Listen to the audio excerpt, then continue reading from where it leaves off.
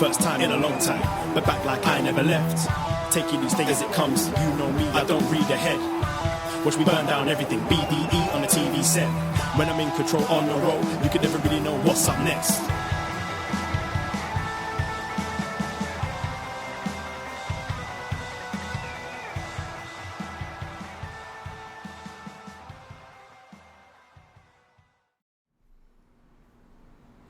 Hello. Hello, hello, hello. Braden Harrington here with Davey Portman for upNXT, postwrestling.com, Apple Podcast, Spotify, wherever you found us in your podcast app, and of course, Twitch.tv/upNXT podcast. Hello, Twitch room. yes, every Tuesday night we watch NXT, and you know why.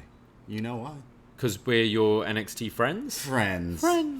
And that's what we do. We record this after NXT goes off the air. We go live on twitch.tv/upNXT podcast. We record the show and it goes out on the podcast. And Wednesday nights, we can still be your friends, but we'll also be your dynamates. Yes. But not this one. Not this week. We'll be your Disney mates. We'll be your Disney mates. Yeah. yeah. We are doing our first ever King of the Sing. Disney sing-along. Taking place of AEW Dynamite tomorrow. We're going to load up our Disney Plus or dust off your VHSs or DVDs, and we're going to watch Beauty and the Beast. Yeah, that's right. For why, you ask? We seem to sing it during the watch-alongs anyway, so... I was going to say, we do what we want. We do what we want as well. We do what we want. So join us for that. 8 p.m. tomorrow on Twitch. Yeah, the Twitch, Wednesday night. And if you miss it, I think the Twitch thing will keep it up there if you want to watch for whatever reason. But we're going to be doing a watch-along/sing-along of Beauty and the Beast just because we feel like it. This pandemic has gotten to us. Yes. We need to sing to feel better. We do. So we're a wrestling podcast and we talk about all sorts of stuff. We've done a lot of free shows out this week. We had W.H. Park, post-wrestling friend and Pure's expert. He came on for a special Best Match Ever Hana Kimura. So we had quite I don't want to say quite an awesome time because we were kind of celebrating her life because of the 1-year anniversary of her passing, which is like, oh man, it's kind of depressing. But we did what we do best, and that's like podcast and talk about some great wrestling. So Best Match Ever with W.H. Park. We learned that Hana Kimura was a badass. Yeah, she was awesome, Yeah. and I highly recommend going and trying to watch some of those matches. So many of them are free. They're all linked on the Patreon and the Post Wrestling Forum. So check them out because there's some really cool matches there. Yeah, a lot of the matches we talk about are from Stardom and such, and they're on like their YouTube and stuff for free. So go check that out and then check out the show we did with WH. But you like free shows and you like podcasts? Well, we put out so many damn podcasts this week. We went back to Gotham. We did. I put it out today, this morning. Yeah, where it all begins again, I think you said. Yeah. Batman Begins, the first of the Nolan trilogy. This is where things get really, really good. We did all the Star Wars reviews on our feed, and we decided to go and do Batman after that. So Batman Begins, spoilers, it's really good. But that full review is up on this feed as well. So we've been doing all the free Batman reviews on this very feed for any of those maybe new listeners and stuff. Go back because we've been doing all of them. The only Batman one that's on the Patreon is the 60s one. Yeah. So that's still, we've done it. Maybe once we've completed all of them, we can give that out as well. So we've done all the crazy Batmans, and now we officially done Batman Begins. So go check that out. Download it for a rainy day when you want to listen to Batman, or go watch Batman Begins and then listen to us talk about it because it's one of our longest shows, I think. I think so. We definitely nerd out about Batman. It's clearly we're both big fans of this Nolan trilogy. Yes. So the next one will be The Dark Knight, and that's quite interesting. But all the free shows out as well as there.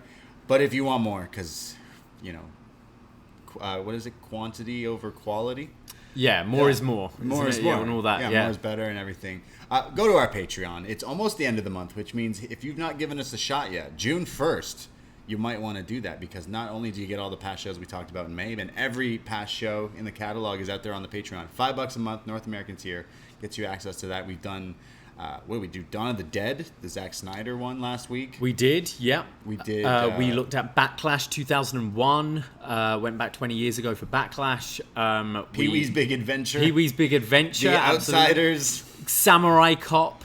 Yeah, we've done a lot back over there. All the other best match ever and all the was next. We just recorded a was next coming out this weekend where it's basically a WrestleMania preview with like WWE main superstars, whatever. So we go back and watch NXT, and for some reason, it's just all WWE people on this episode. Yeah, very weird one. But it's still in NXT from 2013. It's very weird. So all the other podcasts we do, so many different podcasts, and we appreciate all you guys. But June 1st is a good time to try signing up because you get access to everything new coming out too. Yeah, and also as Jake is asking in the Twitch room, we will be doing a BD Elite this week. Obviously, there's a bit of a change with the AEW schedule.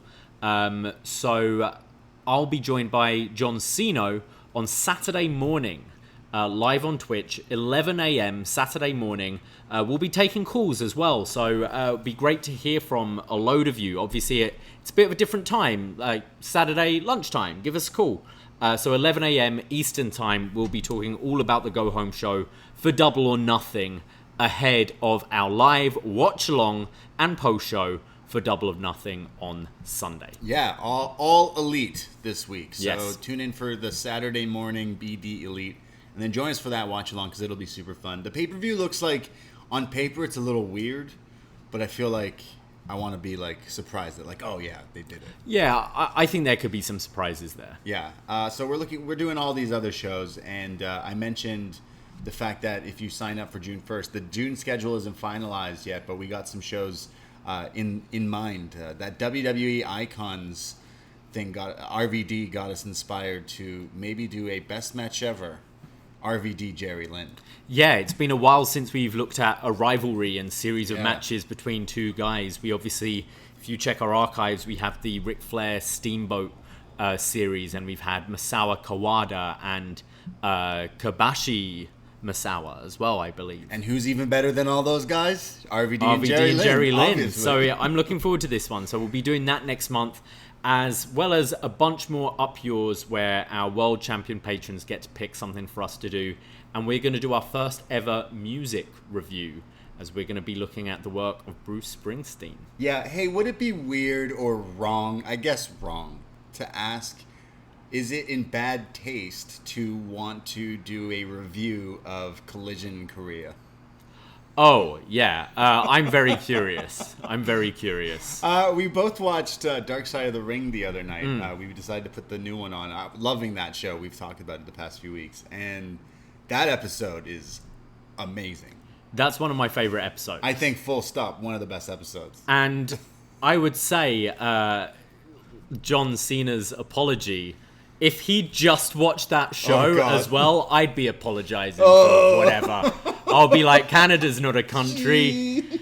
I mean, I'm just saying, both these things happened in the last week. It's very strange. It was fresh in his mind. Yeah, that's what I think. A little scared or something. Yeah, that story is a little.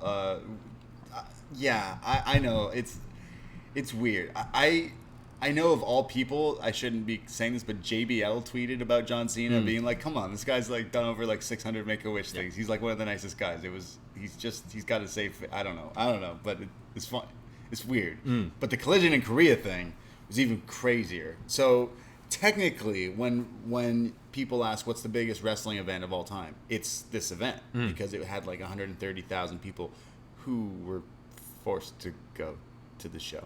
This looked like a different world. The footage they showed of this giant show. The size of that statue of that leader was terrifying. This whole you could just see Eric Bischoff bringing. So this story is about the WCW guys. Watch this episode if you haven't already, but I'm sure you guys have. They go to Korea and Bischoff's like, "Oh, I've got a great gig. We're gonna outdraw Mania, guys." That was his whole goal. He he's did like, it. "I just want to beat Vince. Yeah, he did it. So how about we go to Korea? Man, it's so scary. The communist rule. The only thing I didn't really I didn't buy, and I'm sorry, but Too Cold Scorpio says he was like beating the shit out of Hawk, Road Warrior Hawk. Yeah. Don't buy it at all. And then it cuts to my new favorite badass in pro wrestling, Scott Norton. Yeah. Who goes, don't think so. It must have been a bad day for Hawk. That's what I find funny. You watch the whole documentary and you're like, Scott Norton had his phone conversation cut off and then thrown into like an interrogation room and all that, and you go, yeah, I buy that. Too Cold Scorpio's like, yeah, I beat up Hawk. A few times. You're like, nah. No, you didn't. I pulled out his eye. No, you didn't, Hawk. you didn't at all. Scorpio. Sorry, Scorpio. Too cold. I thought it was very interesting that they had all these wrestlers and Muhammad Ali and Inoki, and like it's so interesting. And then like to even get Bischoff talking, it's too bad. I really wish Ric Flair had done interviews for this, because me too. he probably has some feelings some type of way about I'm that sure. event. But overall, probably my favorite episode. Just I think so. It's not this like classic depressing wrestling one where it's like this guy died and here's his life story. It's like these guys almost died.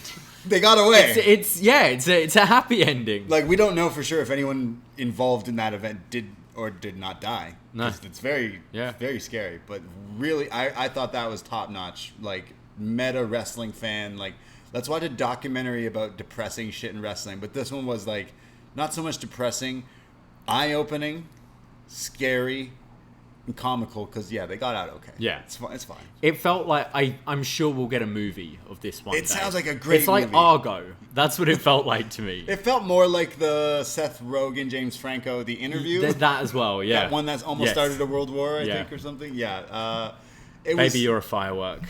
yeah, that one's great. I love like that movie. Seth Rogen and James Franco aren't working together anymore for reasons. Yeah. Talking of docs, have you watched the Warrior doc yet? So that one's the A&E one? A&E one. No, I haven't, but I went through my DVD collection because we just recently moved, and I found the Self-Destruction of the Ultimate Warrior. Right. So I just put that on instead. Oh, did you watch it? I've watched it before, but right. No, I haven't checked it out. I will say I'm more interested in watching the Dark Side of the Ring version. Me too. They do hit a lot of the bad stuff though as well. Okay. Yeah. They kind of try to wrap it all together neatly at the end, and it's like, oh, it's the warrior he became and all this bullshit. What? But yeah, they interview Dana and like the kids and stuff, but kind of say that like, I don't know, they think he sort of changed his attitude, but I don't know if I'm buying that. But they do show him like going to a school and like being very homophobic and all these kids like yelling at him. Damn. Good. So yeah, like they don't shy away from the bad stuff. But I'll be interested to see the Dark Side as well, just to compare the two. Yeah, that's not a bad idea. Maybe I will have to throw that one on, because I think we talked. I'll borrow your DVD as well. Yeah. It's been a while. Yeah. Have you watched that one before? A long time ago. Yeah, it's great. I have that one. Like, so you can't find that one anywhere. I think I mentioned I got the Chris Benoit DVD, just his best of and his story. It's really sad now. I was there when Warrior gave his speech. I thought you said when he died. I was like, whoa. Pretty much. Yeah. Pretty much. But yeah, even in his Hall of Fame speech, he was like, didn't like that DVD. So that wasn't nice. I like how in the new doc on A&E, it has Hulk Hogan who's like, yeah, they shouldn't have put that tape out, man. That was a bad one. You were interviewed on it. You were like, Warrior, brother. You had no jack. It's like, dude, you were the one who said it, you fucking idiot. Yeah. Do you not remember when cameras are rolling? Oh, wait, sometimes you don't know. Never mind. I love all the wrestling docs that seem to be happening, and I've only checked out some clips on YouTube of the Hidden Treasures stuff. Yep. But of all people, it was my mom who happened, I guess, to be watching TV on A&E or something. Maybe Dog the Bounty Hunter reruns are on or something. But she's like, "Hey, what's that like Hidden Treasures show?" And said she kind of got into it. She said she watched the one with Undertaker. Yeah, I've seen a few of them now. With Top Dollar. With Top Dollar. I think he's great. It's really, I've been quite enjoying it. Like, I just throw it on in the background whilst doing other stuff. But you had them looking for the Iron Sheik's boot in one of them, and they eventually found the one, they were looking for the one in the boot camp match against Sergeant Slaughter, but couldn't find it. And then they eventually thought they did, but then when comparing footage with the shoe and analyzing it, they were like, oh no, this is the WrestleMania 2 boot and stuff like that. Booker T trying to get his robe that he wore for, I think, his last match as King Booker. King Booker. Yeah, it's the robe he only wore once, whereas the other one he wore all the time. Weird. Finds a guy who has it, and he's like, why does this random guy have this? Just there's these collectors who just acquire it, and he's like, okay, I'll give you $2,000, $2 G's for the robe, and he's like, no. It's like, okay, 5 G's. He's like, no, it's going to take a lot. It's like, all right, well, we thought you might say that. So how about Charmel's dress and $5,000? And I think he offers like some trunks he wore as well or something like that. The guy's like, all of that and $10,000, and they're like, no, bye, sorry. Yeah, that's insane. I don't know if King Booker's. But it's just weird. Like, how about my wife's dress and a lot of money for my robe back?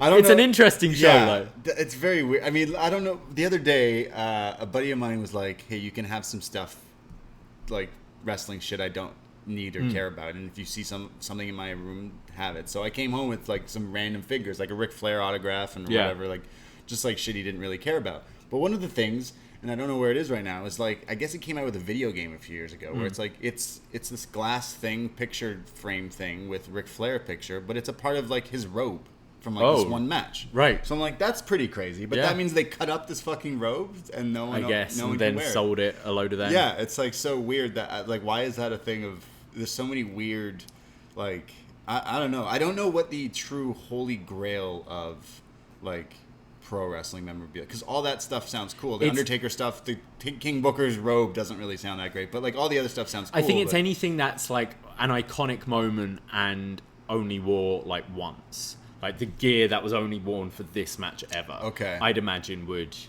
And like it'd have to be like a pretty iconic match. Right, because if I remember when we went to MSG, they have like Hogan's boots from like that Mania. Right. Like they have, you know, Bruce Springsteen's guitar from such and such. Like they got iconic things in the venue. It's like almost like a museum. So I'm wondering is like, what is the one? Like, is there a specific world title belt that Ric Flair had that he was the first one? Like, there's so many different things. Because the thing I once saw at a convention a few years ago was a Survivor Series 1997 chair signed by Brett and Sean. And I was like, that's pretty great. That's pretty fucking nuts. And he was only selling it for like only selling it for like $1,200.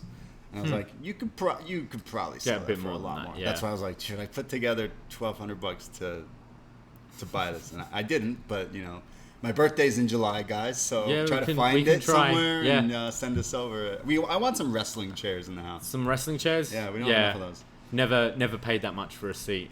My friend does have AJ Styles gloves signed by Chris Jericho and Kevin Owens. Right, yeah, see that? It's definitely not... It was when it was in Toronto, and it was meant to be AJ and Jericho, but AJ had to pull out, so Kevin Owens did it, and my friend went dressed as AJ Styles and wanted to see AJ. That's like how I have the spinner title here, but it's signed by Jericho and Dolph Ziggler. Neither of whom held that title, did they? Gotta get signed by Cena. I'm trying to sell it for a world title, but no one wants a spinner. I comically love the spinner. I think it's hilarious. It's terrible. Yeah, it's so good. What other world title spins? None. Exactly. Nothing spins. So let us know. What's the actual holy grail of wrestling? Because like people in boxing, you think like Muhammad Ali's gloves or shit like that. But when it comes to like wrestling, what it truly is, because when the show that they do is interesting and they go off on the memorabilia, but like what is the true, like what does Triple H have that he has a lot of Killer Kowalski stuff, I think. And like what would Vince have essentially? Because all these legends of stuff. But like, what do I do with this in the box that of random shit I have? I have a Chris Benoit autograph. What am I supposed to do with that? Yeah. I don't know if it's worth money. Is it? I don't know. I'm sure some weirdo would want it. At the Brady. Hey, speaking of weirdos. God, what a segue. Yeah, okay. I guess we got to get to the part of the show where we do this, right? We were just trying to not do it. Yeah. We were just trying to talk about it. Yeah, and then I was thinking, we are the NXT show. We should really... So we mentioned, actually, I think maybe it was on BD Elite last week where we talked about some of the releases, because last week on NXT, Alexander Wolf gets kicked out of Imperium, and then the next day he gets kicked out of WWE NXT, so he got released. But there was a few releases. Then there was a big one this week that definitely got a lot of wrestling fans and the forums and your chats and your group chats and your people going off, because the Velveteen Dream has been released. Patrick Clark is gone. Yeah. I don't think a big surprise. Like, they tried to kind of bring him back last year, and it was very much rejected by the audience. So if your audience keeps rejecting, I don't see the point in really holding on to a guy like that. Obviously, the statement came out from Dream. Was it yesterday or the day before? You had to read it upside down or something. What's that? You had to read it sideways because the fucking guy didn't even... Never mind. But yeah, it's... I'm not trying to make light of this, but clearly we do not... Like when the speaking out stuff and all this stuff, this is good that this happens in pro wrestling, especially. Like, it is good that we can make sure that this is out in the open and this does not happen going forward. Or at least hope that's the goal here. However, it's like this guy... there was stuff that came out and everyone like assumed these things and kind of jumped on him, and that's what kind of caused this. Like, they brought him back and then they turned him heel in the height of this like accusations and stuff. And again, as wrestling fans, we've mentioned everyone has their own like opinions and views and stuff. You look at like the quote unquote like what evidence that was against him, and then if you talk to your wrestling friends or whatever, they'd be like, oh, what do you think about this person or this person? They go, oh, that one's tough. That one's like, it looks like it could be something we wish wasn't true.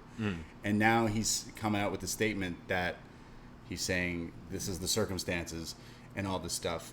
Meanwhile, still decides to get a little shot in at Prince for no fucking reason. Yeah, I don't know who Prince was, but he died and said, I'll just take that gimmick. That wasn't needed. Yeah, I mean, Also, I found the whole stuff about his gimmick weird. Yeah. I didn't personally find the silence necessarily weird, because I look at, say, the video Matt Riddle released, and that didn't leave a good impression on me either. So it's difficult, and you would hope that a WWE would probably have a PR team or something advising their talent what to do in these situations. So I wasn't too surprised about the silence, but it was very odd saying I was trying not to break kayfabe, and I built up this gimmick that I didn't want to lose. Like, that stuff was all very odd. It's like, why are you... Like, sorry, but like we know it's fake. We saw you on Tough Enough. We know you're Patrick Clark. Like, that stuff was very odd, and a very odd kind of excuse. But yeah, I think the release is ultimately the right thing, because it's such a like messy situation, and the guy could be innocent. I don't know. I'm not a detective, but I don't know. It still feels like there are kind of holes in the whole thing, and I think at least for now, it's best to be just far away from the limelight. Yeah. Look, obviously, we would all feel for this guy if he comes out and he's saying, "Look, these are fake allegations. That people are." It sounds like he's like, these people are ganging up on me to go forward and take me down for like whatever reason or whatever. But it's like, if that were true and you are like, dude, that's insane and crazy. However, the way he's gone about it is not the way. If I'm an innocent person, this ain't the way I'd be doing this. Is what I'm saying. Yeah, that's what makes me looking at this. Because man, I wish all this wasn't true. Because he was a great wrestler at a great point. He was a character I watched week to week doing this show. We watched him all the time.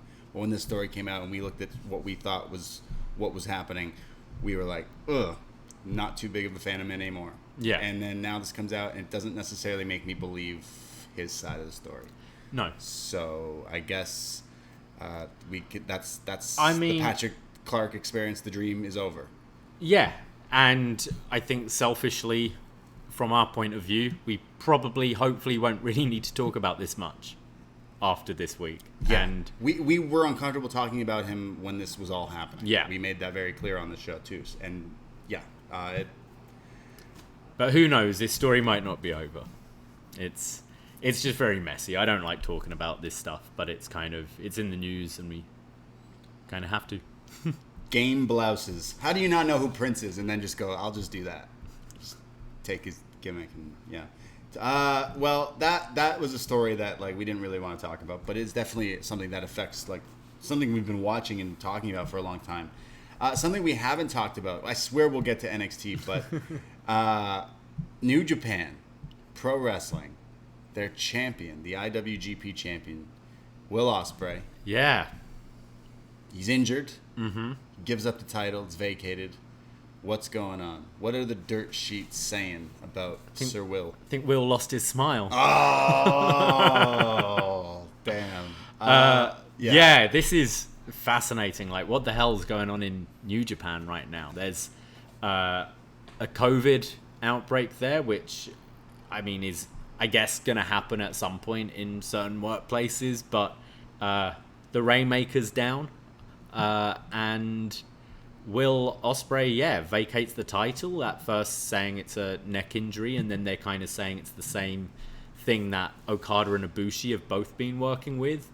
And then there are talks of the Gaijins in New Japan not being happy with kind of like tour dates being moved around and being stuck there, and I guess this COVID outbreak's not helping things. Yeah. And then there's kind of talks that maybe there are like relationship issues and things like that, and it's all very odd, and it's all like rumor, innuendo right now. But something's fishy in New Japan. Yeah, it's definitely kind of scary just talking about how the collision in Korea thing, right? Like, especially in a pandemic where people are getting sick, and like we have vaccines and stuff now and stuff, but still it's not fun. It's not good. It's terrifying. And if there's reason for them to like cover up a story, I find that very odd. So I'm assuming the guy is actually injured, and maybe perhaps on top of this there's some issues. I get injured and he wants to go home, and they say, well, you stay on.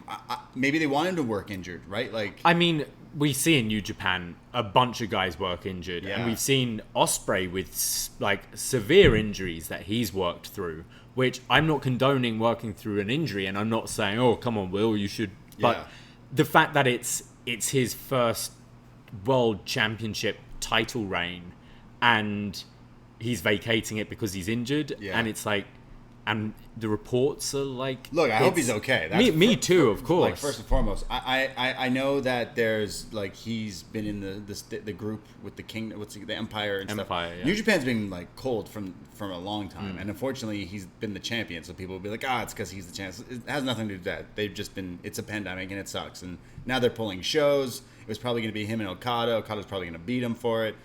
I love their Wrestle Kingdom match. It was a classic. Yeah. However, I'm just like, if the guy's not the champion, so they're not going to do these shows because they got to hold off because like Japan's getting hit pretty hard right now, and which it seems like that. But don't worry, they're still doing the Olympics in a few months, so everything will be fine by then, right? I just feel like it's kind of interesting, and he's got the group, the Empire, and his girlfriend on and off screen. Priestley, is she? I'm seeing people are saying that she's signing to NXT UK or stuff like that. And again, I'm just going off of my favorite free app, Twitter. But I'm like, oh man, like I see that they say the guy's injured. All I think is I want him to be all right because I think he's an awesome wrestler, and that's what I want to see. But if does she show up, and does Bea Priestley show up in like NXT UK? That's pretty like big, I guess, for NXT UK. Does he join? Is he the guy who shows up and fights Walter? Like, is that like, are we just like reading into too many things? Yeah, I mean there are so many rumors about what's going on there, but by the sounds of it, it's more than just an injury. Okay. Bea Priestley going to NXT UK, I mean, could be just a completely separate thing, and I think that would be a good place for her actually, because I think they're sort of actually beefing up that women's division quite well, and it's obviously a great way to get into NXT proper. I don't really think Ospreay's going to be going to NXT UK. I don't want that, no. I can't see that happening. I'm not ruling it out, but I just feel that's unlikely. Yeah, I feel like there's a lot more storytelling for him right now going on. But I mean, everyone, you would assume. But then if you're fed up, like if they're really fed up over there, maybe. Yeah, possibly. But you got to stay home for like if you've been away for a long time from your family. Well, how about a year? Year home will pay you well. You'll be the champ, and occasionally you'll be in NXT as well. Well, some of their shows are not going forward right now because of this stuff, but then also the title's vacated. So you know what this means. It means they keep it vacated till the G1, and the winner of the G1, Tomohiro Ishii, wins the damn thing and becomes IWGP World Champion. That, like, I'd love that. And, like, yeah, Shingo Ishii final G1 to determine the... Book it. None of this, like, they've ruined the briefcase the last couple of years Garbage. with these two, like, double night, gold dash, Mario Kart, double dash, double door dash at Wrestle Kingdom. Yeah, save it. Like, start doing more headlining with the never open weight title and, well, not the IC title, I guess. Yeah, but just junior heavyweights, that kind of thing, and then G1 determine the new. And then take that new title that looks like the Divas title, throw it in the bin, get the old one back, it's cursed. Put it on Big Tom. The year's 2019 and everything's good. You could also take what I just said about Tom and put Suzuki in there. Just give him a run. What about three-way? Shingo, Suzuki, No, I don't like Tom. three-ways in New Japan. Yeah. It's not as good. Everywhere else, though, is fun. So those are some news. I guess that's some news out of New Japan. But I hope by the summer, maybe Japan is all right and some of these wrestlers are okay. Everyone's okay. I mean, yeah. So that's all the wrestling news of the day. Yeah. Oh, and the Leafs won. Way. Yeah, so we're all right. It's we're good. 3-1 now in the series, Yeah, right? yeah, we're all right. We're coming back. We're doing it for Tavares. Okay, I guess we can talk about the show we are here to talk about. Let's do it. Let's talk about NXT. From May 25th, 2021, we go into a little video hype-up package for tonight because tonight is Balor Cross 2, the main event for the title, main event, coming up. But we start off with a kind of a number one contenders match for the women's tag titles here in NXT. The former champs looking for some retribution. Shotzi Blackheart and Ember Moon versus the NXT women's champ, Raquel Gonzalez and Dakota Kai. So Raquel and Dakota were like, we don't just want this title, we want all the women's gold here. So they want their shot. But Shotzi and Ember, they want their rematch. And Shotzi and Ember come out of the tank. Welcome to the ball pit. You're going to get your ass kicked is still one of my favorite wrestling lyrics going right now. Ember Moon starts off here and hits this pretty awesome counter to Raquel's powerbomb, which is like a Dragon Rana for a near fall. Kai is in but misses her wash kick on Shotzi and gets hit with the senton into the ropes. There's then a beautiful like clover leaf from Shotzi Blackheart here. Very the technical sounds, Shotzi Blackheart apparently. I love a good clover leaf. Looked good. She folded her. Bended it over here. Then there's like Ember Moon who comes in with like these single leg drop kicks to the face of Raquel and then does her favorite dance. Oh boy. What do you call that dance? It's the like not the like robot. the worm with your arms. The worm with your arms? There's a name for this That's not dance. what it's called. It's not the robot. Snake? Is it the snake? The wiggly worm? The wiggly worm? Man, we're so... I don't know. I won't even want to say There's we're a out of reason touch. why we don't know the name, because it's very, very out of touch and out of date. It reminds me... And should not be performed. Like I told you, I recently watched Wolf of Wall Street. Leo does that in the movie when he's like... but he does it amazing. He does it like it's so fluid. It's great. Ember does it... And then clearly Ember is a big fan of the Friends reunion here because instead of doing that and then doing the Suck It for Road Dogg, she does the worm dance into the Ross Geller wrist bump thing. Yeah. What is it? Can you hear it? Yeah. I don't know. What does he... It means FU, essentially. Yeah. Like in Friends. It's the code words that they use. Shout out the Friends reunion. Is it out yet?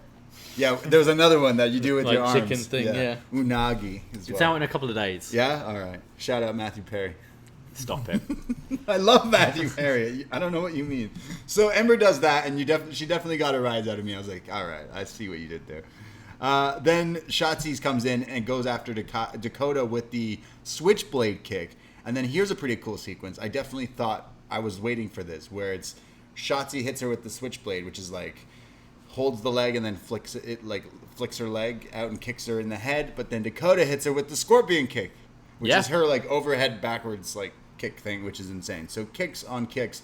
Ember locks in this STF on Kai, and it looks like it's the finish of the match. It's like the Jungle Boy snare trap thing, STF. Similar, Uber yeah. Stretch.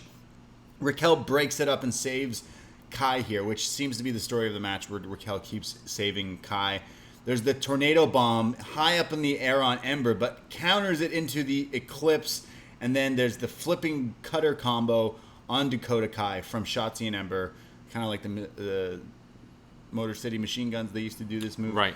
They pin Dakota, and it's over. Shotzi and Ember are going to get another shot at the titles. But right after the match, Raquel attacks them, powerbombs Shotzi repeatedly into the walls, just taking both of them out as they stand tall and remind us that they're the baddies.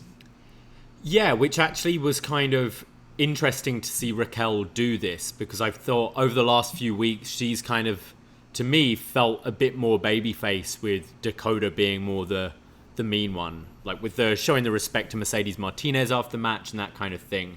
And this was kind of firmly solidifying her as a big heel here. I like the match. I actually think Shotzi and Ember are starting to really gel together quite nicely, and you can see they've done a bunch of these tags now, because I think they're looking way more solid as a team. Love the storytelling with kind of Raquel always saving Dakota, and that Texas Tornado into the Stunner, into the Eclipse, I thought was very nice looking. So I quite enjoyed this, and I found the post-match actually quite interesting, because we're just waiting for Raquel to flip on Dakota. Yeah, here, the whole aren't we? story was I was saving you in this, and then you got pinned. So realistically, we were kind of like, is the turn happening? But instead, she beat up Shotzi. So they're definitely teasing. And who us. do you think it is that will turn on who? I think Raquel on Dakota or Dakota on Raquel? I think Raquel on Dakota, and Dakota goes back to being like Evie, Team Kick, happy Dakota, but then gets beat up. Gets beaten up and loses again. It's like Shawn and Diesel. Yeah. Right? I guess. I don't know. Something like that. Something like that. I like this match actually a lot. I agree. Ember and Shotzi are definitely feeling more like a unit here. Because at first, you could say it's like, I think Ember was great in this match. And usually we're not too high on Ember Moon, but it's still like Shotzi comes out with her gimmick that she's been doing for quite a while, and it's Ember's like, and I'm doing it too. Yeah. And I'm saying what she said, as I'm saying that too. So it's like, all right, but she looks like maybe they're getting more comfortable. Yeah. Ember just needs to do more Friends references, and I'll love it. Okay. Awesome. We go to a promo from Ciampa and Thatcher. They're backstage sitting on chairs. We already know where this goes. They say, you take 2 steps forward, you got to take 1 back. You take 1 forward, you got to take 2 back. We put the cart before the horse, and we realized that, GYV, you had different plans for us. Well, we have a grudge with you, and that's okay. The final destination has many paths. Our paths run straight through you. We've beat you, you've beat us. It's time for round 3. And Thatcher says, I'm going to enjoy breaking your limbs. As Ciampa does the chair throw, walks off. And then Thatcher's doing this like toothless smile and says he's going to break their limbs. And then he throws the chair at the wall too. And then Ciampa comes back and they're like, we hate chairs. It reminded me of, when you see like a grown-up do something like slam a door, so then you see a kid who copies it and it's like, it's like Thatcher will just do, Ciampa threw the chair. Because Ciampa like slides it to the side, like throws it aside, where Thatcher just picks it up and launches it at the grating. I found this, I like, again, these two are gelling together a lot more, like they're getting good chemistry now. I enjoyed this. Yeah, and it's setting up a rematch with Grizzled Young Vets. All the tag teams got little beefs with each other, everyone, which is nice. We go to a video of Finn Balor showing up earlier here today for his title match, and then Cross and Scarlett as well. Everyone's getting ready for that big fight field later tonight. We are now going to our next match, a returning Bobby Fish. That's right, Bobby Fish is back in NXT to go up against the guy who took him out for a while, Pete Dunne, who comes down to the ring with Oney Lorcan. I'm realizing that Pete Dunne's theme is not his old theme, but sounds like his old theme. It's similar. It's making me feel insane. Because it sounds like his old theme, but it's not his old theme. Well, speaking of new and old themes, we then looked at each other and went, wait a second. Adam Cole didn't come out with Undisputed Era music. Kyle O'Reilly, he got new music too. Roderick Strong, he's like, I can't have new music. I am quitting. He leaves. Yeah. Bobby Fish just returned tonight. So does Bobby Fish get to keep the Undisputed I thought Era? he was going to be the one to keep the Undisputed Era. So, Bobby Fish comes out to new music. With Kyle's theme, pretty No. much. Oh, it was very similar. Kyle's theme is generic 13 and Bobby's is generic 14. Come on. Gotcha. Right. Very similar, though. Yeah, very similar. I think Bobby's is slightly better. From Whoa, like first whoa. listen, I was like, okay. Hot take. Hot take. Bobby Fish's new music. It's got like the Fish logo on his Titantron and everything. Yeah, he loves fish, this guy. I'm getting, like, last week they're like, hey, Alexander Wolf, go out there and get beat up. And then the next day they're like, hey, Alexander Wolf, pick up your phone. Oh no. Is this what you're saying? I don't want to say anything. Come on. How much fish could Bobby Fish fry if Bobby Fish could fry fish? We have Bobby Fish versus Pete Dunne, one-on-one. And actually, this was pretty awesome. They go into this forearm exchange early on here. And then both of the guys are like submission experts. They're doing all sorts of ankle like attacks. And obviously, Pete Dunne hates limbs, but Fish also hates limbs here. He's going for like the ankles and the knees.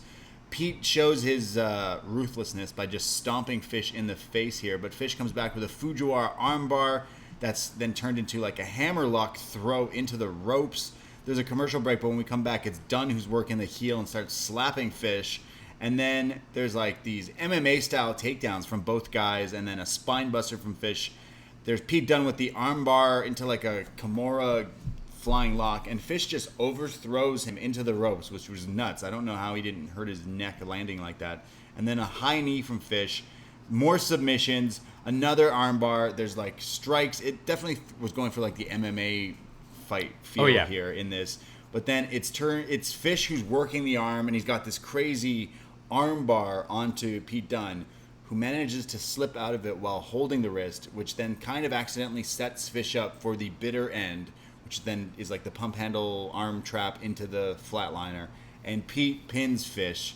He fried him in a really technical match. Yeah, really enjoyed this. I think Vic said on commentary, this is Bobby Fish's first singles match in 4 years. Now, I didn't go back to check that, but kind of sounds like it could be right. Like, I can't think of him having that many singles matches on NXT.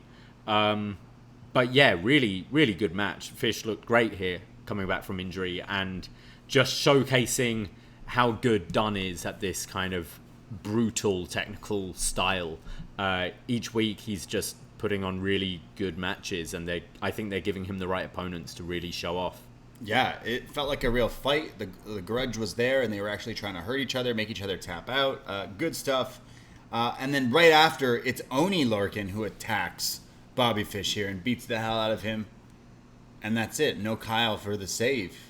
Yeah, interesting. Now, we know Kyle said he's doing his own thing, but this is your buddy, and he kind of saved you the other week. So I think that was the lack of Kyle, and commentary didn't really hit you over, well, didn't mention it at all, but I've got to think that's got to come round. Because he didn't save him. Yeah.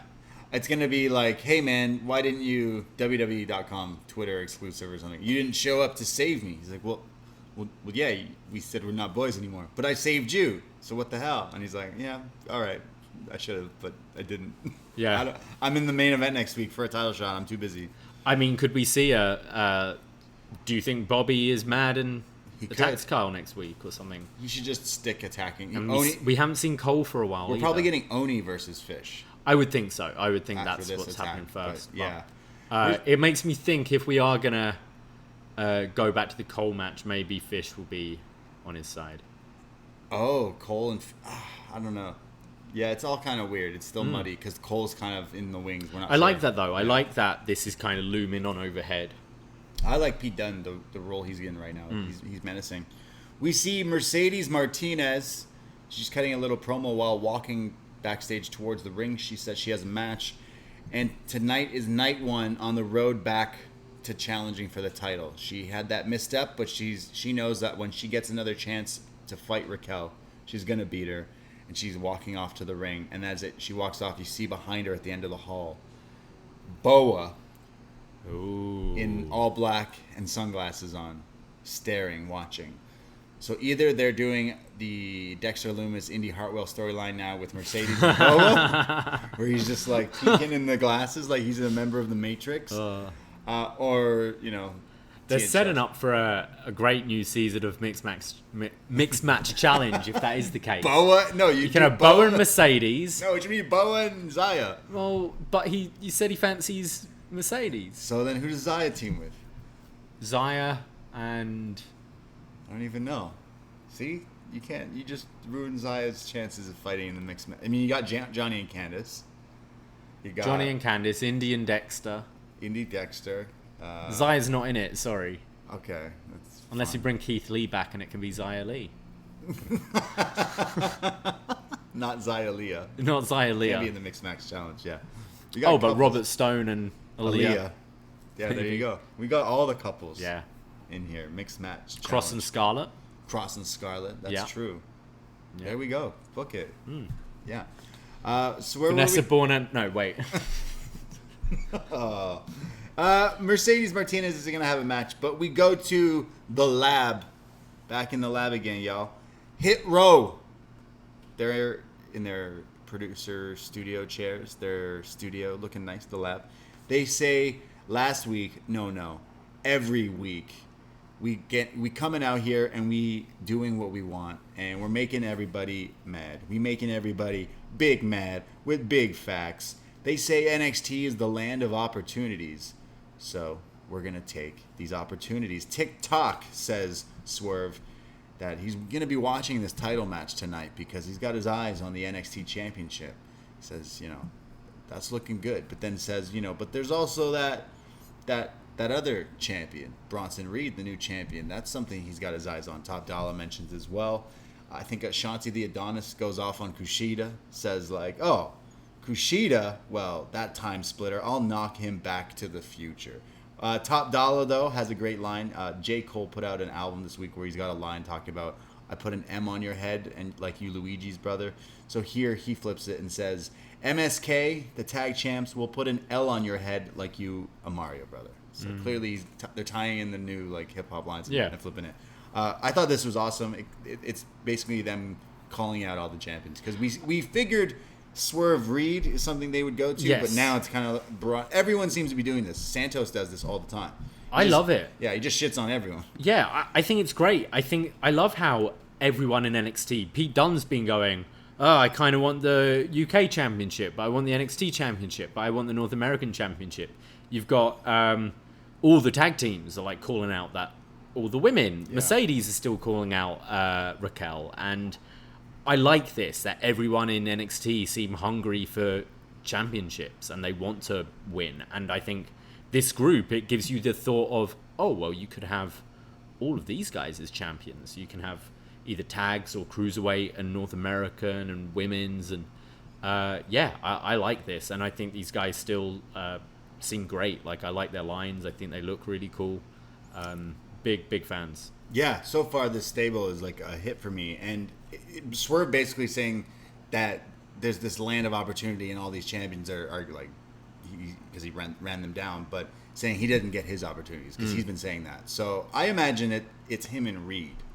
That's the match I kind of want. Oh, wait, no, they kind of set something else up, didn't they? I'm not sure then. What is the title that they...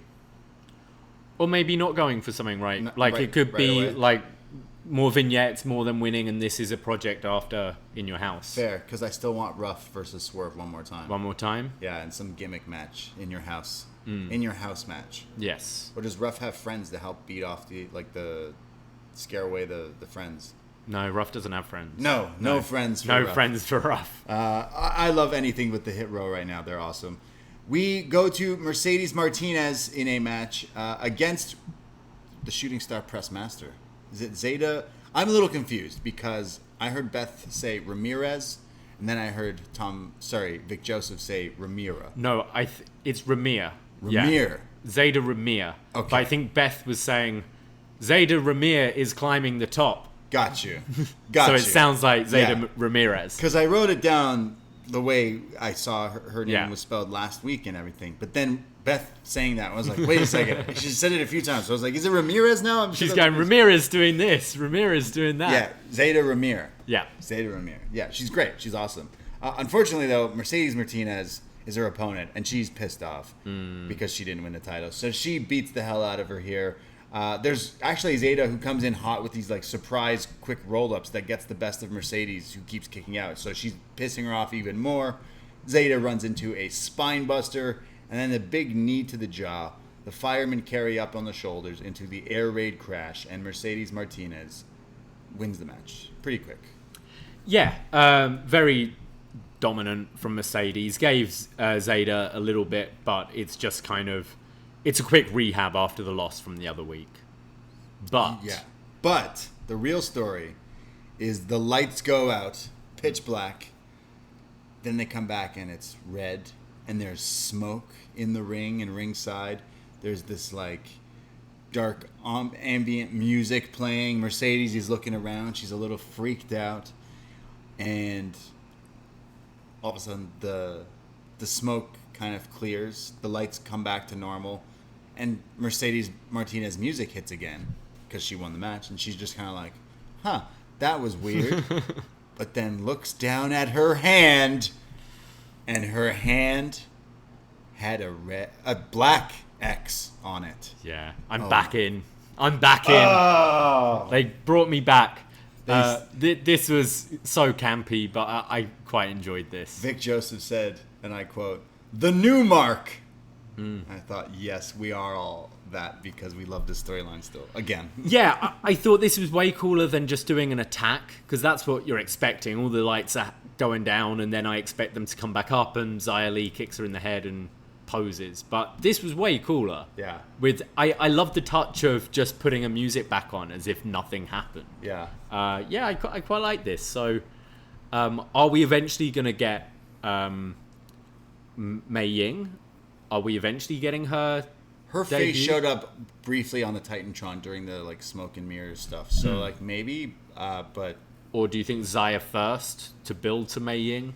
because is it Boa? Xia wasn't like involved. Xia wasn't here. there at all. So is no. it Boa who's like, maybe that is the first opponent for Mei? Maybe. Maybe that's it, or it's just Xia Li again. Yeah. But I kind of want the story to go. It took a dive, and then they're like, let's rehab this, and then they're trying to do that. The now. stuff with Caden Carter and Casey Catanzaro wasn't good. No, that was awful. But the stuff with like the animated story, That was great. and stuff like this is quite interesting. Yeah.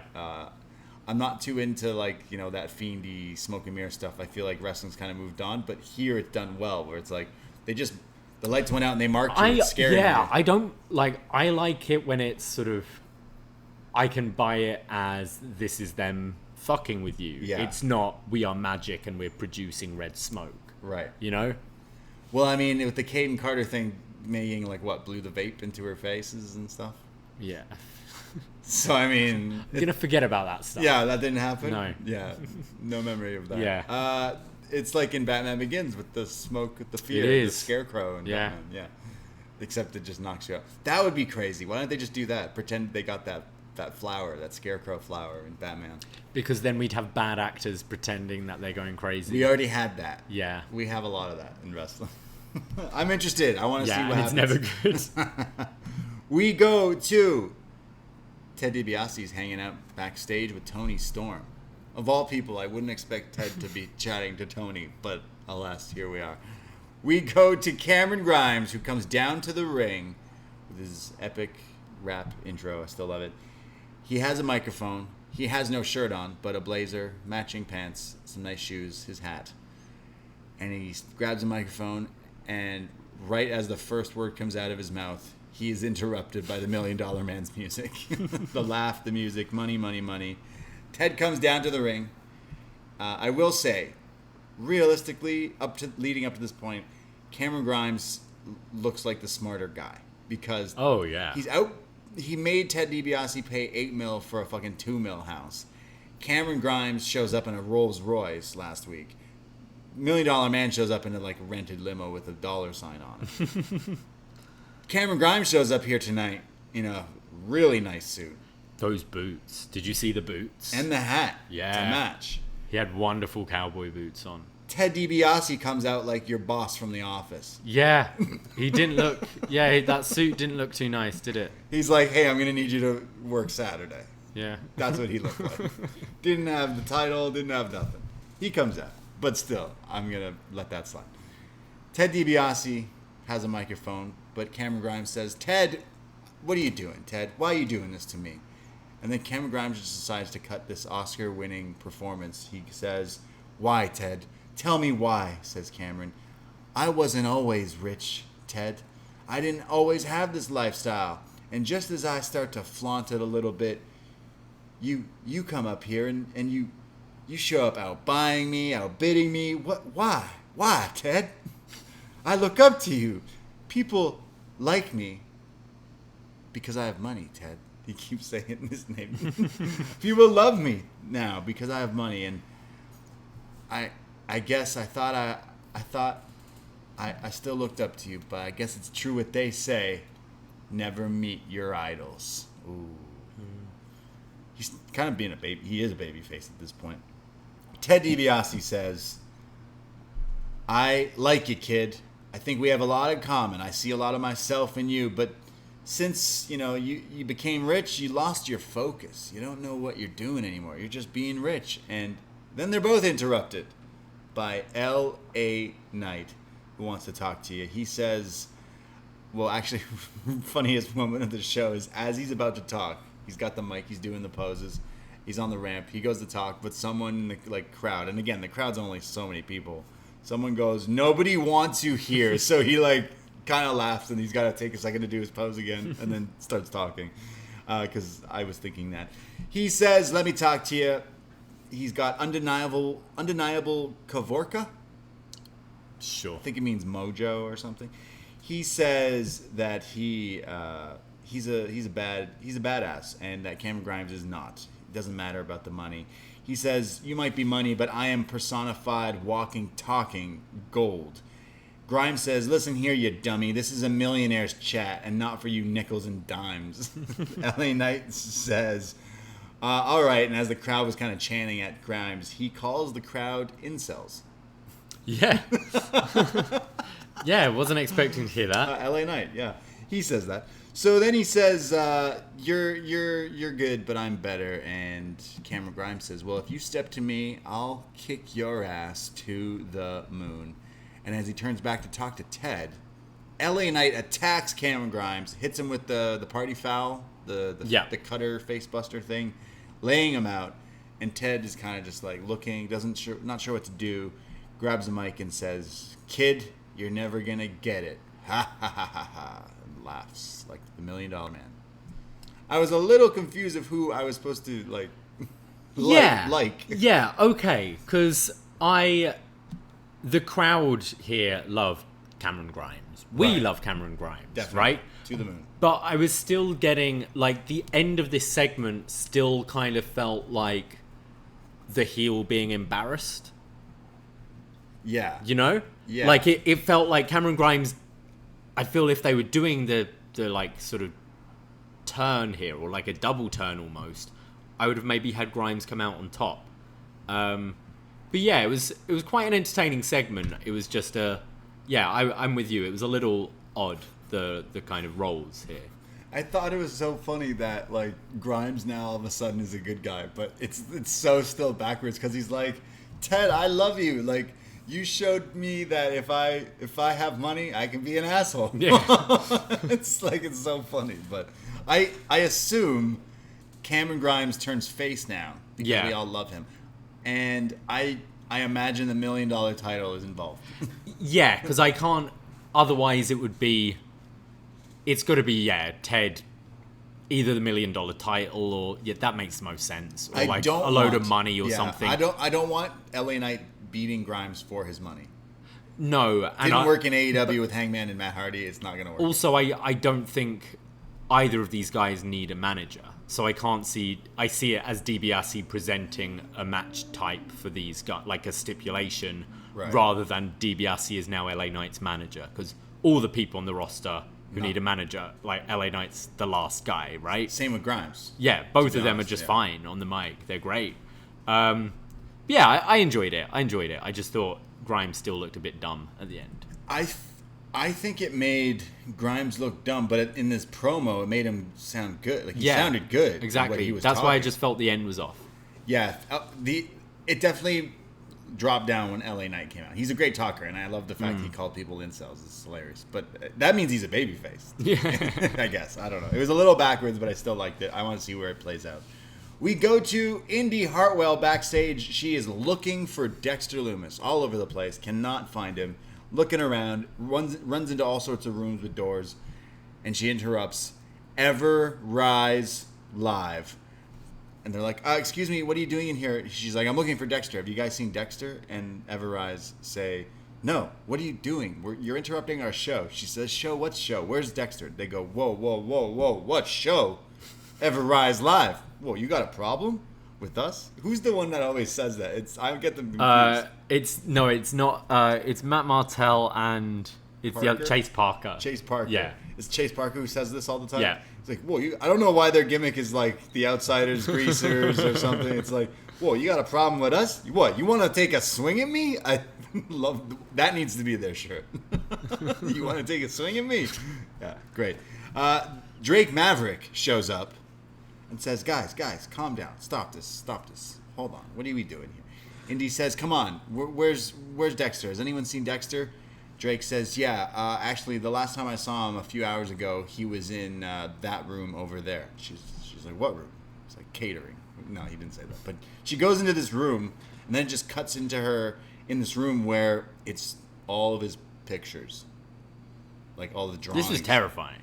It's all his drawings, and it's like broken-hearted, a drawing of him when he was massaging Indy, but now he's got like a knife in his heart. And like, yeah, that one felt very like Romeo and Juliet. Yeah. Like finding your dead partner and stabbing yourself in the heart. Ugh. It's very morbid. Yeah, but like, like deep.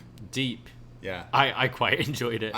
He's a good drawer. I was surprised to see something as like not graphic, but like the him stabbing himself. I was kind of surprised seeing that on NXT. It was a scary room. It's like a black room. They must use it for promos or something. It's exactly. It's like those moments in horror films and stuff and where they look around. they find that hidden room which has all the photos where the girl realizes they've been spied on all this time. Yeah. Yeah. Except Indy digs it. And he's like realizes that he's heartbroken. So she's like, "Oh my God, I've done something terrible." He was there and he heard what I said before I realized. So she's now like, "Ah." So Indy's got to find Dexter, and I hope it's not too late for this love story. I hope not to. Yeah.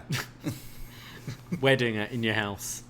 I liked how Indy's running around and getting involved with Everrise and Drake Maverick. She's taller than all of them. What I want to know is, has she been just running around since Wednesday looking for Dexter? That's how they set it up here. But yeah, she's put her wrestling gear on though. Yeah. I can't lie. I'm like, all right, you kind of got me with. I like a good romance. Put a good. What's the one with Tom Hanks and what's a good rom-com? You've got Mail. No, that's Mel Gibson, isn't it? No, that's Tom Hanks. Yeah, but the one before where they meet. Cast Away. That's Tom Hanks and Wilson. The one with the Forrest Gump. The one that's him and his mom. The Terminal. That's him in the airport. The one where they meet on the Empire State Building. Oh, Toy Story 2. No. Oh. What's the one where they're on the Empire State Building? Oh, Sleepless in Seattle. Sleepless in Seattle. Yeah, that's a good one. Or When Harry Met Sally. Yeah. That's a good one. I want them to start being a couple, and they go through like classic rom-com like movie scenarios. Just no more Harry Meets Sally. They always do the pie scene overused everywhere. Yeah. We go to Frankie. They should do The Notebook. What do you want? But Indy to Dexter, because Dexter would just be stood there silent. What do you want? What do you want? What do you want? What do you want? It's not that simple. Yeah, or Titanic, shit like that. Like, yeah, all the spin-offs there. Love Index. I don't know why I love it all of a sudden. We're so hot and cold. Like next week we'll hate this shit as well. We'll be like, we're in a good mood this week. Yes, the Twitch chat is all yelling at us. Sleepless in Seattle. Oh, sorry. Sleepless in Seattle. Yeah, everyone loves it, obviously. We go to The world premiere. This is a world premiere. Frankie Monet. That's right. She gives her a dog to an assistant before coming out to the ring, looking like a superstar. She comes down and is going up against Cora Jade. Mm-hmm. And Frankie Monet, making her in-ring debut, does like these series of pretty vicious strikes in the corner here. Double knees to the turnbuckle, and then a butt attack, a hip attack into the corner, and then a double knees to the front like a meteora right to the face. Cora somehow gains some control by just continuously forearming Frankie here, but then gets shut down, but then comes back. Cora hits a beautiful side Russian leg sweep. I know you like this one. It was very nice. Monet, though, kicks out, gets up, and hits her with a spear, some sort of blue thunder bomb. She's been watching her Caitlyn. Yeah, with the spear. NXT. From NXT, yeah. In main roster Yes. era. Blue thunder bomb type move, kind of proto bomb there for a 2, and then, or not even a pinfall. She doesn't even go for that, and picks her up. And Frankie Monet hits a move Beth is very familiar with. She goes, "This looks familiar." The implant buster. The glam slam. Yeah, the glam slam, the face buster thing, the chicken wing face buster. Frankie Monet pins Cora Jade. The world premiere of Frankie is here. I think they did a good job of showcasing that Frankie is kind of a bit of a powerhouse in the division. I thought she looked really good here, and I like that they gave Cora Jade a little bit of offense as well. She got to get a bit of stuff in, which I think NXT is always pretty good at. It wasn't a complete squash, but I thought, Monet looked good. Yeah, she had like this like white gear. I'm assuming she's going for like a Marilyn Monroe or something like that, like 'cause she's like so her gimmick, she's famous and all this. Yeah, it's pretty much the same as her Impact gear and stuff. It's right. the sort of furry Tyler Breeze kind of boots and but yeah, you're like, right, like superstar Hollywood, they're calling it the world premiere and stuff. Yeah, so movie trailers and stuff. Yeah. John Morrison was tweeting during NXT. Oh yeah, he was excited about this. He Good said for to him. watch this Mrs. Morrison there. Yeah. And then he said he was super excited for the main event. So clearly John Morrison loves NXT. He loves his NXT. I think they would work well as a couple, actually. It's like... Surely they'll do that at some point. You'd figure that she just gets hot-shotted, to be honest. I think the character with the dog, with Johnny Drip Drip right now, which I cannot stand, but like at some reason, like a couple would work. It's actually, I mean, Miz is out for a little bit now, but I could see them bringing Maurice into it as well. Yeah. And you could do a bit of a mixed tag. Yeah, a whole family of these guys. Yeah, that'd be Mixed Max Challenge. Yeah. She looked fine, but she crushed her, and that was it. I like her. I like Frankie. Yeah. We still need to get that Frankie EO match since that dog thing happened. True. Right? True. We go to the grizzled young veterans, a little insert promo from like in front of their flag somewhere. They say that recently Timothy Thatcher and Ciampa have been running their mouths, and we didn't travel across the world for this petty rivalry. We don't care. We are done with you lads. And MSK, we're not done with you. We're going to be watching that tag title match next week. We are going to prove that we are the leaders of this division that they desperately need. Not Legado, not Ciampa and Thatcher, not MSK. And Gibson ends by saying, if MSK was wrestling at the bottom of my garden, I'd close the curtains. Love that line. Yeah. Don't quite know what it means, because it's like, imagine one day you wake up and you go to your garden and you look out and you're like, oh, it's Omega and Okada going at it. Wow, wrestling. This is nice. You just shut the curtain. But yeah, the other, yeah. I like the line with that. I think he's a great talker. And James Drake just looking good there. I liked at the end, James Drake did exactly the same as Timothy Thatcher did. He did a smile and then a growl. They didn't have any chairs to throw. No. These guys are great. I like their promos. Well, we go to another promo, but this one's more of like a edited video style where it's Imperium. And they're not just on an iPad FaceTime with Walter. They're on this like hologram VR thing with Walter, like with the title. It's almost like Sith Lord. It is a bit, yeah. It's almost the like Emperor. This, and they give Walter this like walkie-talkie sound effect on his voice when he's talking to them. Like, have you beaten the Jedi yet? And they're like, not yet. He goes, look, we kicked that Alexander Wolf so bad they fired him. That he doesn't say that. They said Walter's like leading them now. He's the Sith like leader, and he says we need to right our wrongs here in Imperium. So it starts with Fandango and Tyler Breeze.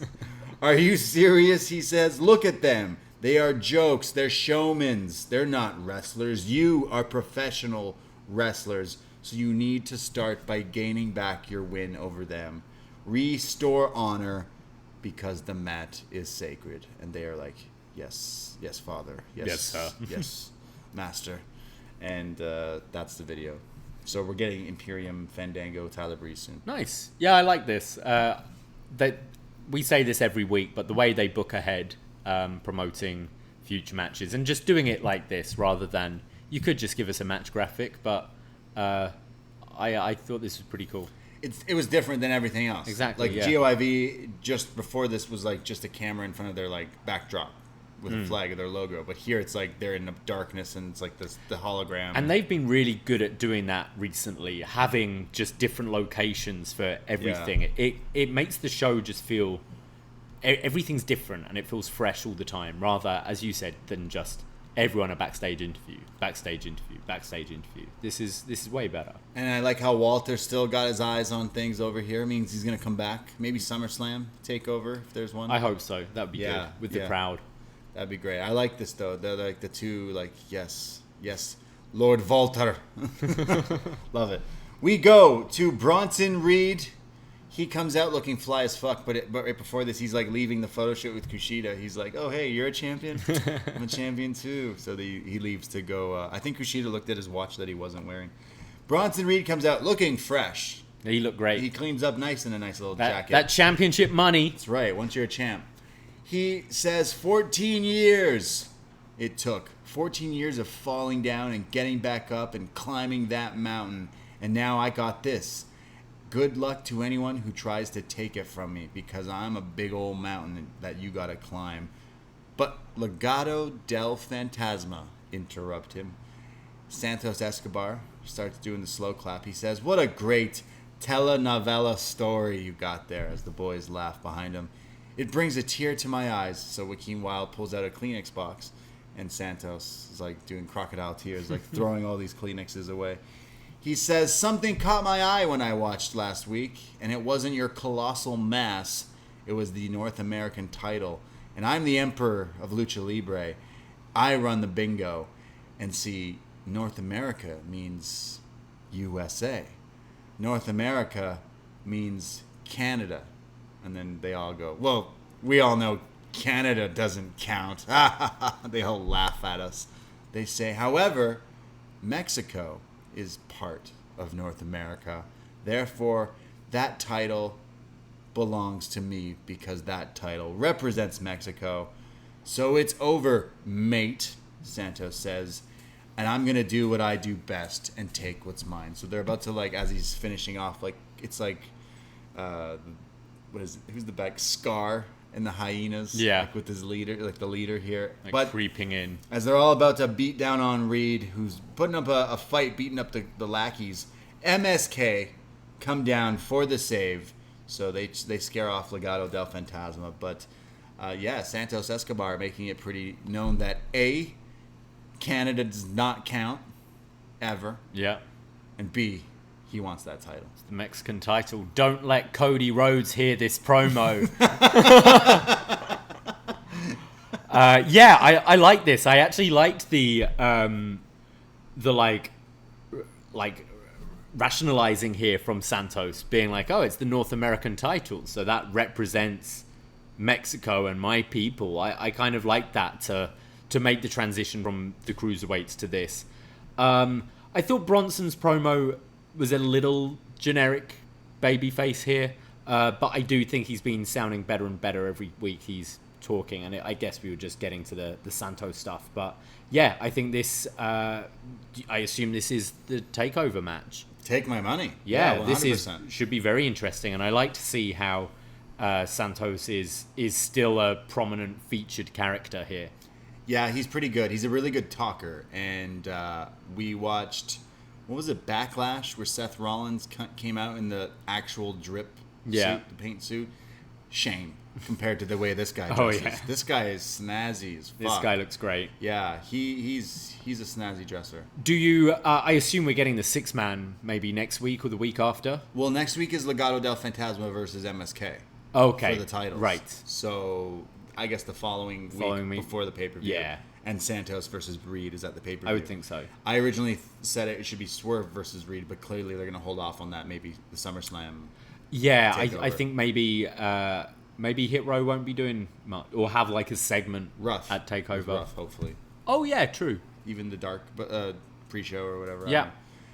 Honestly, they deserve a takeover spot, to be real. But I like this. I want to see Santos. Santos is a really good talker, and Reed and Santos is something I'm very interested in. Feels fresh as well. I like the way he talked about it. Like, Mexico counts, Canada doesn't. Thought Yeah. that was funny. There's no Canadians to come out, and no one in the segment was Canadian. No, so no one to no defend one could us. like defend them here, but loved it. Beth was very quiet. She's not a real Canadian. Oh, her husband is. Come on. Yeah, I don't know. I also like Canada doesn't count because also tonight they did not air this episode of NXT on TSN. You had to use the app because hockey comes first here in Canada. Mm-hmm. So we do count. I don't know.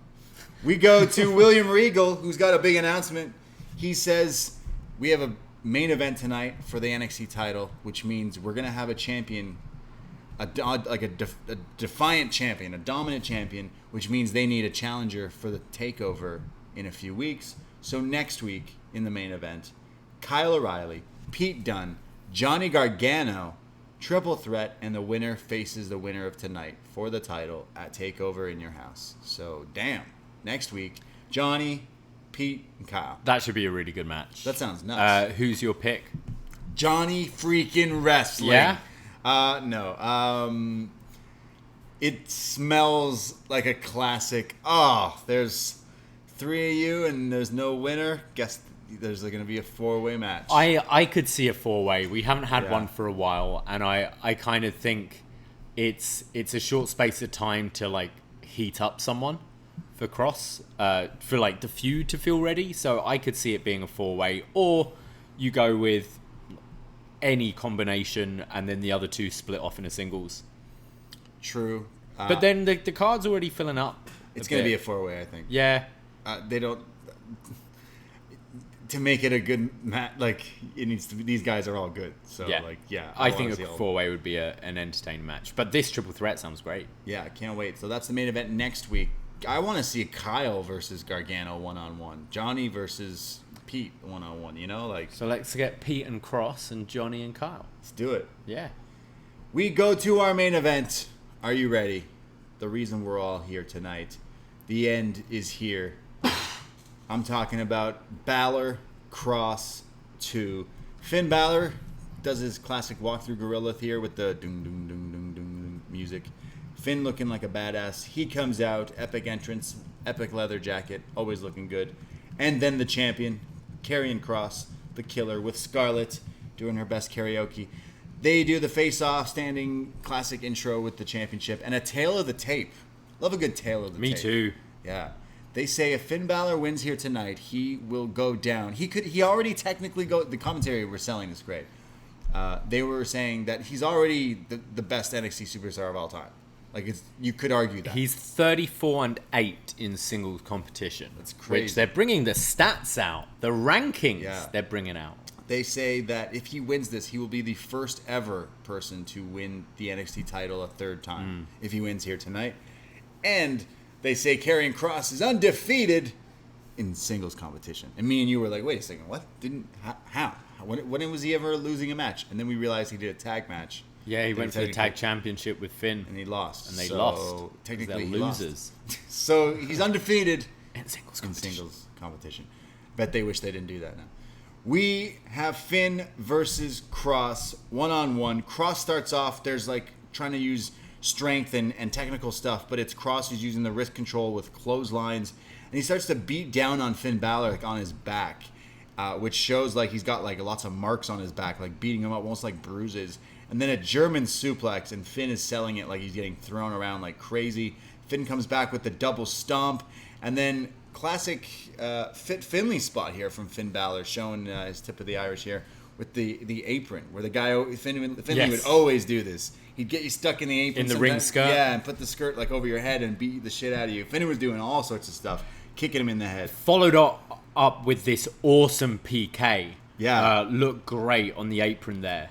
So he's beating him up and getting some offense, but then it's a forearm exchange, and then Cross hits him with a power slam, but goes for a second one, and the final cut from Finn, but then Cross just no-sells it and gets up and starts laughing. So then Finn goes for a stomp again, but gets caught into the straight jacket, which looked cool. The cross jacket, sorry. Yeah, that double stomp into the cross jacket looked nice. Was really cool. Then there's like Cross, who gets Finn on the outside and hits a razor's edge into the plexiglass. Finn is just hurting here. Back in the ring, Finn hits him with the sling blade, sends him outside with the tope con, but again, Cross no-sells it. He's doing his best Fiend impression, just no-selling it, laughs, and then he grabs Finn and back suplexes him onto the commentary desk, which looks super painful here. The sound it made of the slap didn't break. I am the table, but I don't think it was supposed to. It just looked like it really hurt. Going back in the ring, there's then Finn, who's getting beat up, but comes back with yet again the double stomp, the John Woo drop kick. He's in the drop zone. He goes up top for the coup de grace, but last second, it's Cross who's playing possum. So Finn lands on his feet, but then just collapses here and gets a German suplex, the Doomsday Saito suplex, and he sells it like he is out. So out. But he's not. He's coming back. And Finn, it shows Cross doing those forearm strikes that I've criticized I don't like. Finn then does it. And looks 10 times better. Yeah. The way Finn delivers these strikes is it's deadly. the ground and pound to the back of the neck with the forearms. Cross is all kind of shook and beat up, and he looks over to Scarlett, who starts to talk to him. It's almost like she's like, hey, Willing I'm him giving on. you some mystical magic powers or something. And as he's doing this, Balor comes from behind and puts Cross in his own finisher, the cross jacket, but Finn Balor's got it on him. It's almost like he's going to tap out here. He keeps trying to get out of it. Balor then transitions the cross jacket into a triangle, crazy looking arm triangle with the head locked in, almost like the go-go platter or whatever, but full on arm triangle.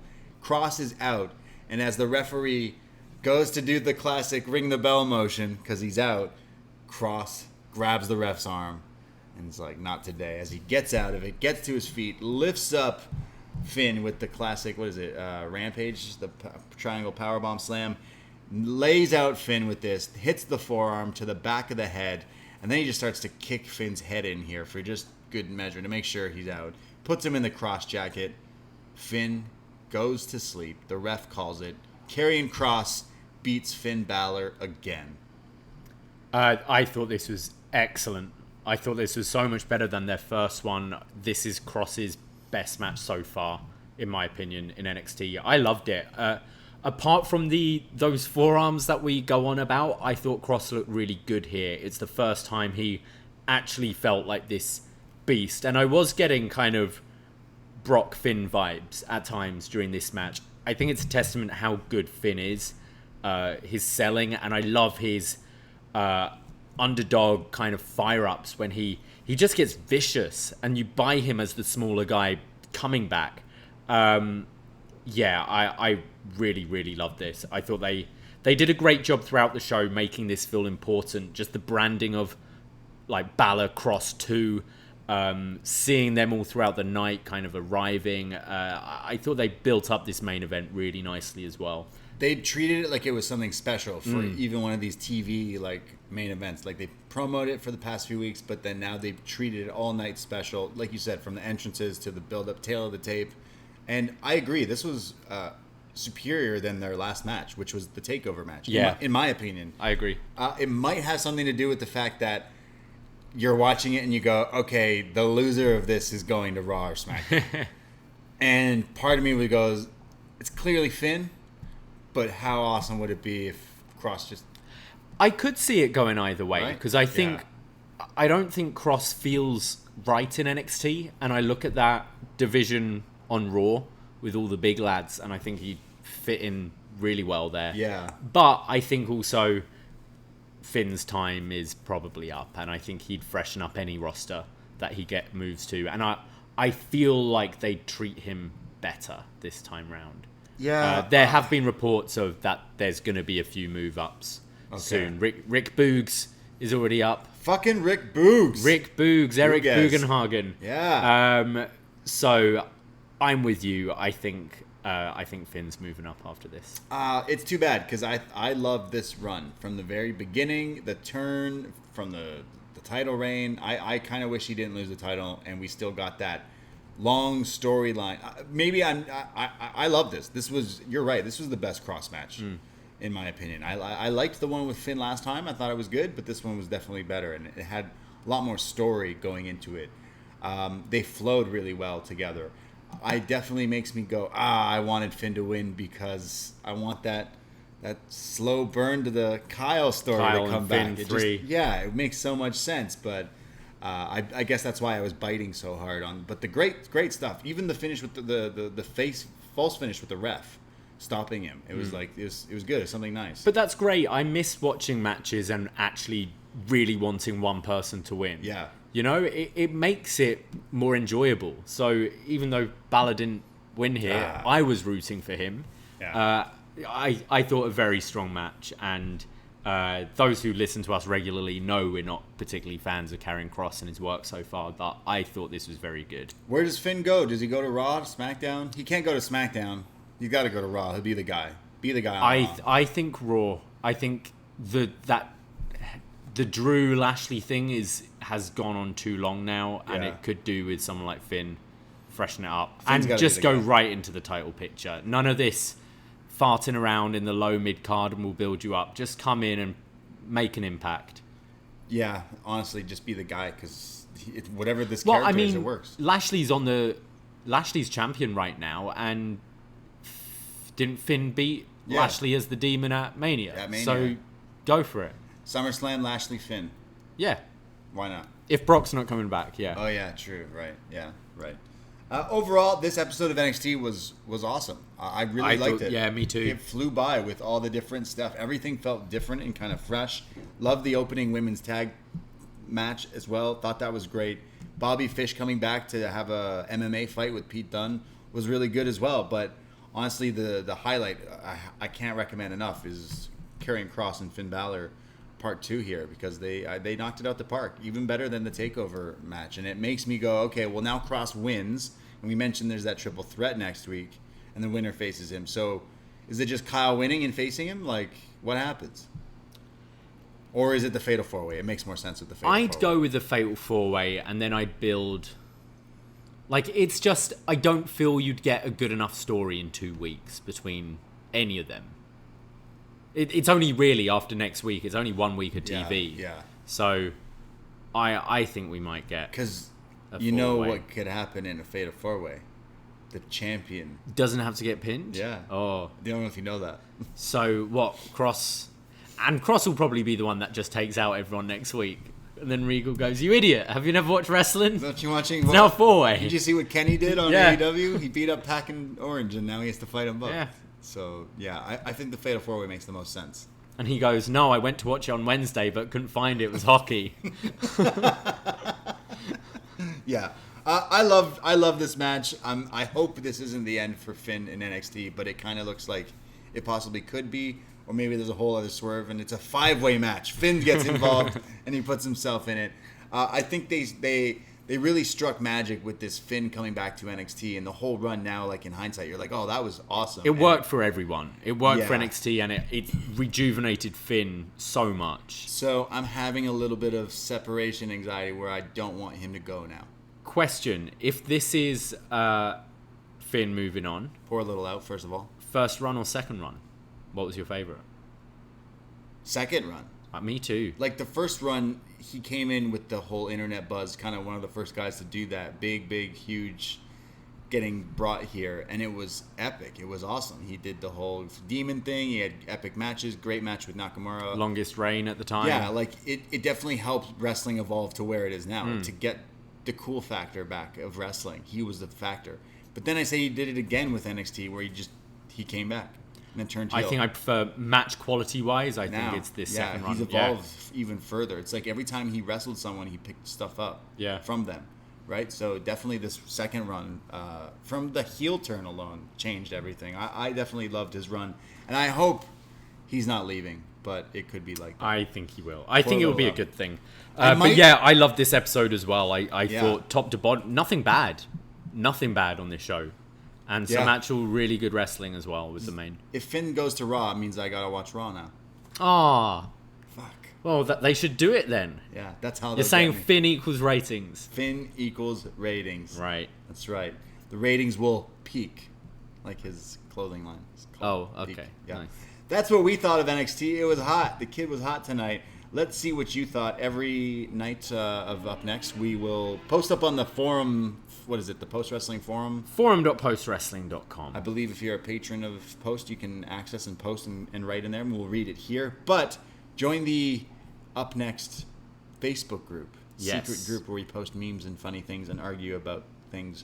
We'll post up a feedback thread there, and we'll read it. Just like Corey, who has written in. Corey H. says, I really don't have much to say tonight other than I do not get the appeal or hype of Karrion Kross. He's even more boring than Baron Corbin. Oh, wow. He continues, although at least they settled on making Raquel a full-fledged heel for now, which is probably the best because after her mixed at best reaction against Mercedes a couple weeks ago, her face turn may be as well dead for now.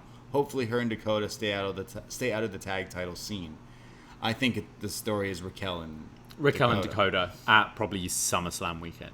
And look, I'm not a big Cross fan. I mean, maybe after tonight, I thought tonight he put on a great show, but Baron Corbin, that is the lowest of the low, I'd say. Disrespect. We go to the forum where Magan has posted saying, after several weeks of playing tit for tat with their wallets, the Grimes DiBiase segment went a long way into making Cameron someone to root for. Balor 2 was a worthy sequel, and I bit on every submission attempt. Now the hard part, what's next for Finn Balor, as it appears that his second run in NXT may have ended. I would hate to see all that hard work go undone when he goes up to the main roster again. I pray to God that it'll be SmackDown.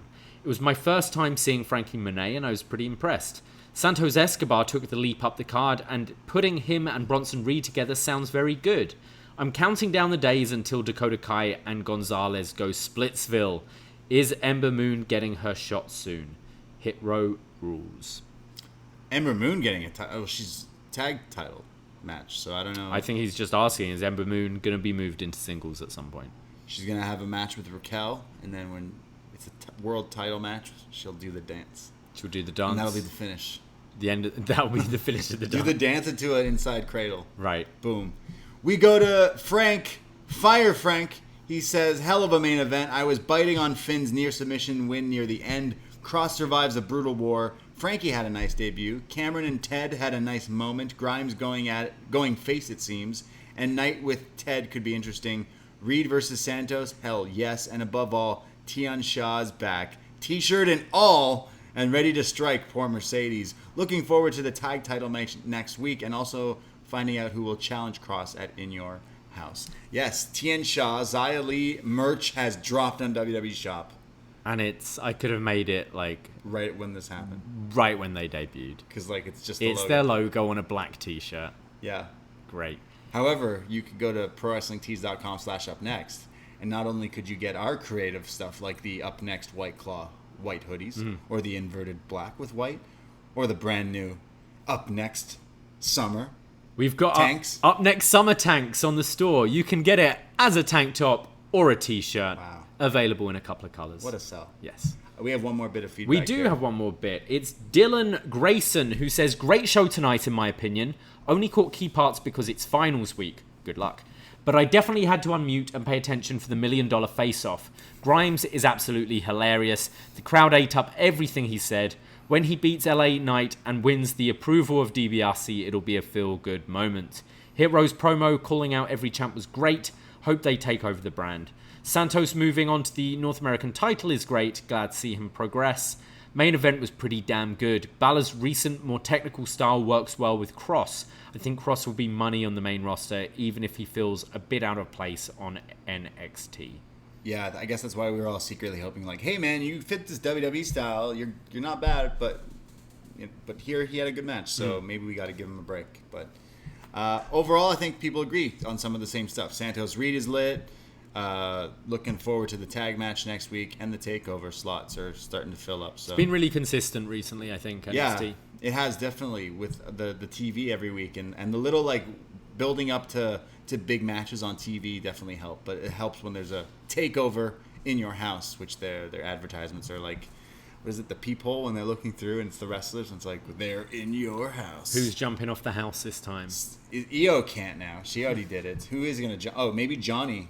Johnny. Who's in the main event? If it's the 4-way, it's got to be like Johnny doing it. Oh, that means he's a babyface again if he's jumping off stuff. But what else is there? Maybe the cruiserweight title match? Oh, Shotzi, probably. Oh, Shotzi, yeah, and the women's Yeah. tag title. Or maybe MSK, Grizzled Young Yeah, Vets, I true. imagine. Everyone.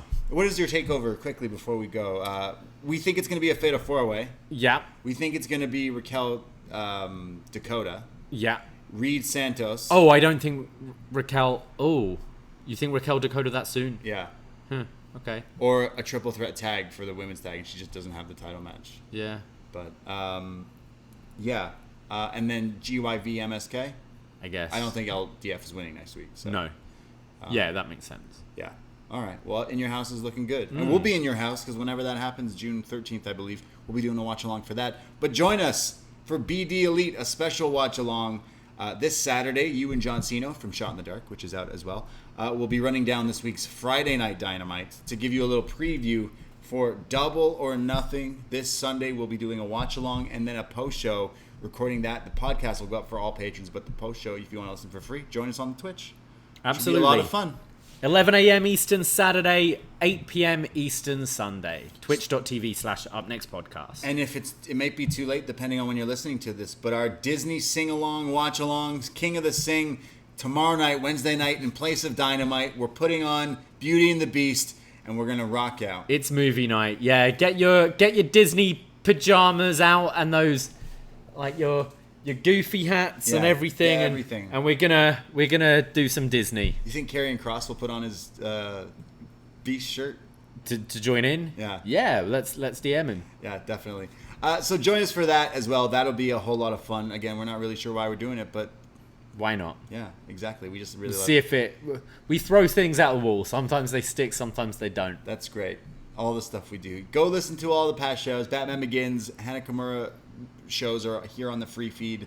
And then the Patreon. All the past stuff in May. That we had so many awesome shows, but the June schedule we'll be putting out later this week by the time we're back next week. And it looks good. So June 1st is a great time to sign up. Get access to all the past shows and all the stuff coming out this next month. And it's going to be great. So go support us. Patreon.com/upNXT. $5 a month North American tier is all we ask, because this month was our highest grossing month. Thank you so much, everyone who supports us. It means the world to us. Good stuff. Yeah. And that's about it. That's it. Take care. Goodbye. Be safe. And Karrion Kross beat Finn Balor so bad that he's leaving the brand. And if it so be, if this was the last time, pour a little out for the Finn. And Alexander Wolf. Ahoy!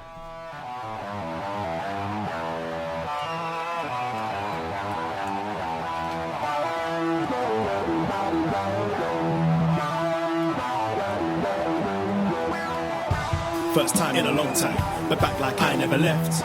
Taking these things as it comes, you know me, I don't read ahead. Watch me burn down everything, BDE on the TV set. When I'm in control on the road, you could never really know what's up next.